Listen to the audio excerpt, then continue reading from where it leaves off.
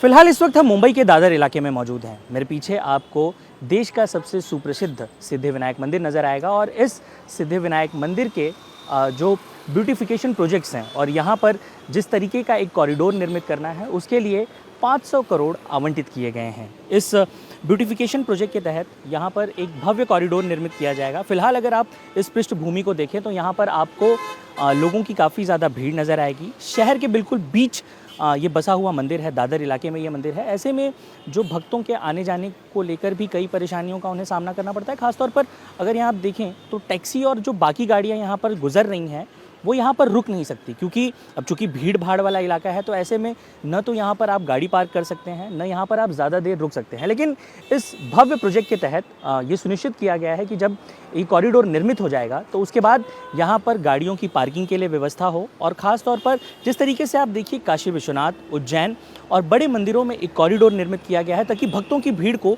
सुनियोजित ढंग से भगवान तक पहुँचाया जा सके। क्योंकि जब भी इस तरीके के मंदिर होते हैं जो ज़्यादा प्रसिद्ध होते हैं उन पर एक तरीके से जो लोग यहाँ पर आते हैं, मंगलवार का दिन हो या फिर गणेश चतुर्थी का जब दौर होता है उस दरमियान हज़ारों और सैकड़ों की संख्या में भक्त यहाँ पर पहुँचते हैं। और ऐसी स्थिति में कई बार यहाँ के प्रशासन को कई परेशानियों का सामना करना पड़ता है। और यही कारण है कि अब ये जो कॉरिडोर पास हुआ है उसके बनने के बाद भक्तों की भीड़ को नियोजित ढंग से बप्पा तक पहुँचाया जाएगा और एक भव्य तरीके से, एक बहुत ही खूबसूरती के साथ पुरानी पृष्ठभूमि को ध्यान में रखते हुए मंदिरों के ये ब्यूटिफिकेशन प्रोजेक्ट पूरा किया जाएगा। इस वक्त हमारे साथ आचार्य पवन त्रिपाठी हैं, सिद्धिविनायक मंदिर के कोषाध्यक्ष हैं। सर, पहला सवाल यही होगा कि ये जो नींव रखी गई है ये किस तरीके से भक्तों के लिए हेल्पफुल होगी, किस तरीके से दर्शन में उन्हें मदद मिलेगी और ये कब तक तैयार होगा? जिस भव्यता का हमने एक तरीके से जो उसका डिज़ाइन देखा वो भी बहुत ही भव्य था, किस तरीके से इसे निर्मित किया जाएगा? देखिए, श्री सिद्धिविनायक मंदिर विश्व का सबसे प्रसिद्ध गणेश मंदिर है।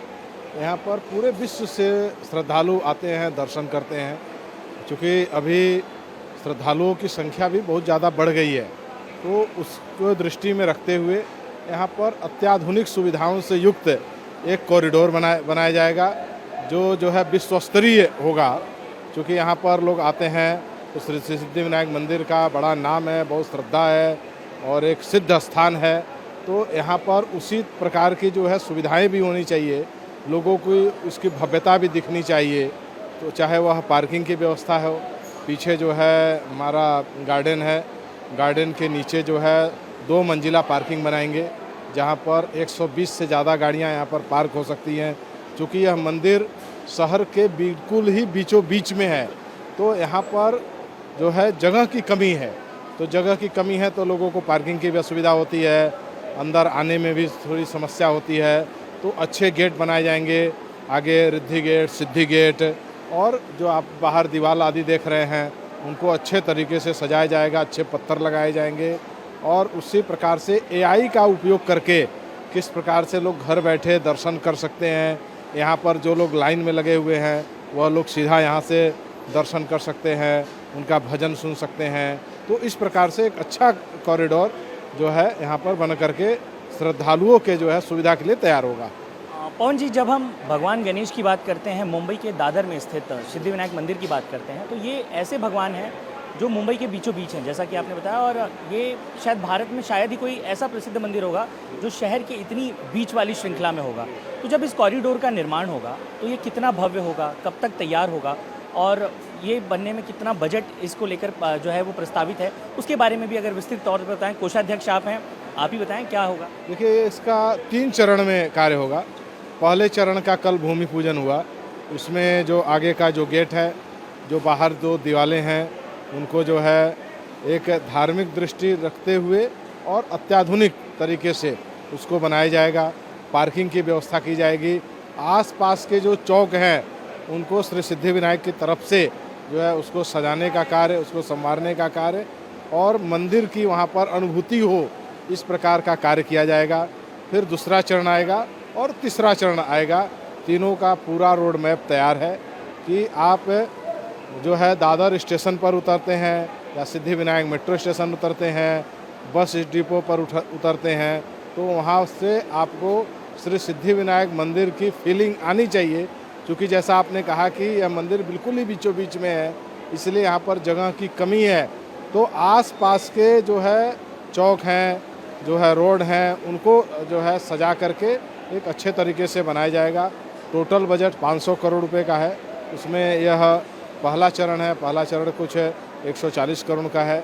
उसके बाद दूसरा चरण आएगा और तीसरे चरण के बाद में पूरी भव्यता आप सभी लोगों को दिखेगी और पहले चरण का कार्य निश्चित रूप से 2 से 2.5 वर्ष में पूर्ण हो जाएगा। पवन जी, एक बात हम समझना चाहेंगे आपसे। जब हम बात करते हैं राम मंदिर की, जब हम बात करते हैं काशी विश्वनाथ की, उज्जैन के महाकाल की, तो ये सारी ऐसी जगह हैं जो जहाँ पर जब ट्रांसपोर्टेशन की सुविधा की बात की जाती है और उसी तर्ज पर सिद्धिविनायक भी आता है। तो जब हमारे दर्शक आपको देखेंगे वो जानना चाहेंगे, जो आपने एक बड़ी ही ज़रूरी बात कही कि सिद्धिविनायक मेट्रो स्टेशन पास में है, बसों की सुविधा है, तो जो हमारे दर्शक भारत के अन्य हिस्सों से आपको देख रहे हैं वो जानना चाहेंगे जब वो मंदिर पहुंचना चाहेंगे तो वो किस तरीके से उनके लिए आसान होगा। अभी भी बहुत सारी सुविधाएं हैं जिसके बारे में लोगों को, जैसे सिद्धिविनायक एक्वा लाइन का जो मेट्रो स्टेशन है, बहुत कम लोगों को पता है कि बिल्कुल मंदिर के बगल में है, प्रांगण के पास है। उसके बारे में अगर आप बताएं थोड़ा। देखिए, यहाँ पर श्री सिद्धिविनायक मंदिर पहुँचने के लिए दादर रेलवे स्टेशन भी पास में है और अभी रेलवे स्टेशन से सीधी बस, जो 2 दिन पहले ही हम सभी लोगों ने यहाँ से उसकी शुरुआत किया है, सीधा वह केवल दादर स्टेशन से मंदिर आती है। एसी बस है और यहाँ से दादर स्टेशन जाती है। और इसके अलावा जैसा कि आपने कहा कि मेट्रो स्टेशन बिल्कुल ही श्री सिद्धिविनायक मंदिर के पीछे वाला जो गेट है वह मेट्रो स्टेशन पर ही निकलता है। तो वहाँ से आप 1 मिनट के अंदर श्री सिद्धिविनायक मंदिर आ सकते हैं। वैसे आप बात करिए तो जो है एयरपोर्ट भी बिल्कुल ही पास में, यहाँ से एयरपोर्ट केवल 15 से 20 मिनट ही लगता है।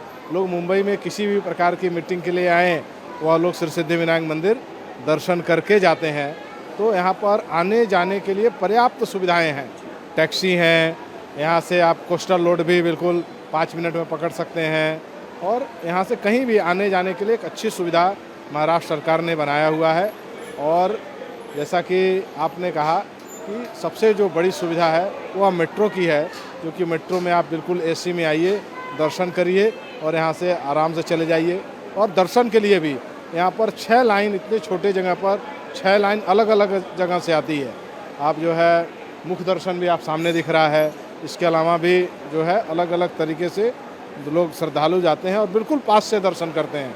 ऐसा बहुत कम प्रसिद्ध मंदिरों में है जहाँ पर इतने पास से दर्शन होता है। यह निश्चित रूप से भगवान श्री सिद्धिविनायक जी का आशीर्वाद और यहाँ पर पूरे मैनेजमेंट के परिश्रम से इतने अच्छे तरीके से चल रहा है। पवन जी, आर्किटेक्ट के आधार पर एक आखिरी सवाल होगा मेरा आपसे कि यहाँ पर आप लोगों ने नियोजित किया है कि जब ब्यूटिफिकेशन प्रोजेक्ट होगा तो यहाँ पर कार पार्किंग की सुविधा दी जाएगी। हम जब दादर पहुँचते हैं तो ये बिल्कुल मेन रोड पर मंदिर स्थापित है, इसलिए कई बार लोगों को ट्रैफिक की प्रॉब्लम होती है, वो यहाँ पर अपनी गाड़ियाँ पार्क नहीं कर पाते हैं। इसे कैसे मेंटेन किया जाएगा, कैसे बनाया जाएगा, अगर उस प्रोजेक्ट के बारे में थोड़ा बताएं। देखिए, मुंबई को किसी भी बड़े शहर में पार्किंग की समस्या होती है। उस रूप से मुंबई शहर है, उसके बीचों बीच में है, तो अभी हमारे पास पार्किंग की कोई व्यवस्था इस तरह की है नहीं। तो हम सभी लोग यहाँ पर जो पीछे जो है गार्डन है बीएमसी का, उसके नीचे जो है पार्किंग जो है इस पहले चरण में ही उसका कार्य जो है प्रारंभ हो गया है और 2 मंजिला पार्किंग बनेगी, जिसमें 120 पार्किंग श्री सिद्धिविनायक मंदिर वहाँ पर उपयोग करेगा। बहुत अच्छा है। यानी बाकी जगह भी हम मंदिर की अगर बात करें तो बहुत अच्छी फैसिलिटी हो गई। मुझे लगता है कि यहाँ पे भी हम जैसे दर्शनार्थी लोगों के लिए भी काफ़ी अच्छी फैसिलिटी होनी चाहिए और मुझे लगता है देवा भाऊ इस चीज़ के लिए शायद वो बहुत अच्छा करेंगे। उनको हम सभी दर्शनार्थी लोगों की तरफ से उनको बहुत बहुत शुक्रिया। देखिए, हमारे जिस हिसाब से हमारी स्थिति है और मुंबई का वेदर है, उस हिसाब से हमें लगता है कि थोड़ी और फैसिलिटी होनी चाहिए। Thank you so much. जय श्री गणेशा। जय श्री गणेश। मंदिर बहुत ही अच्छा बन रहा है और इसको और भी खुल जाएगा तो और भी अच्छा बन जाएगा और लोगों के लिए सुविधा हो जाएगी और लॉकर्स और ये जूते चप्पल बाहर ही खोलने से अच्छा रहेगा। पार्किंग की व्यवस्था भी बहुत ज़रूरी है, वो भी करने से काफ़ी फ़ायदा होगा। ये बहुत ही ज़रूरी था और मुझे ऐसा लगता है कि थोड़ा सा देरी से हुआ है, लेकिन देर से आए दुरुस्त आए। आप देख रहे हैं श्रद्धालुओं को अभी प्रॉब्लम होता है, भीड़ बहुत ज़्यादा है, तो एक बार इसका एक्सपेंशन होगा, ब्यूटिफिकेशन होगा तो श्रद्धालुओं को भी फ़ायदा होगा। जो यहाँ के लोकल मर्चेंट्स हैं उनके लिए भी ये अच्छा रहेगा और टूरिज़्म को भी बढ़ावा मिलेगा। लेकिन द बेस्ट और the most important thing is कि कन्वीनियंस रहेगा सब श्रद्धालुओं के लिए जो भी आते हैं, क्योंकि मौसम जैसा है मुंबई का, इतना ज़्यादा स्टिकी और वो रहता है, लोग आप भी इतना पसीना बहा रहे हैं, बाकी सबका भी यही हाल है। उसके लिए सरकार को कुछ करना चाहिए और ये बहुत ही मतलब it's a step in the right direction, मैं यही कहूँगा। Thank you.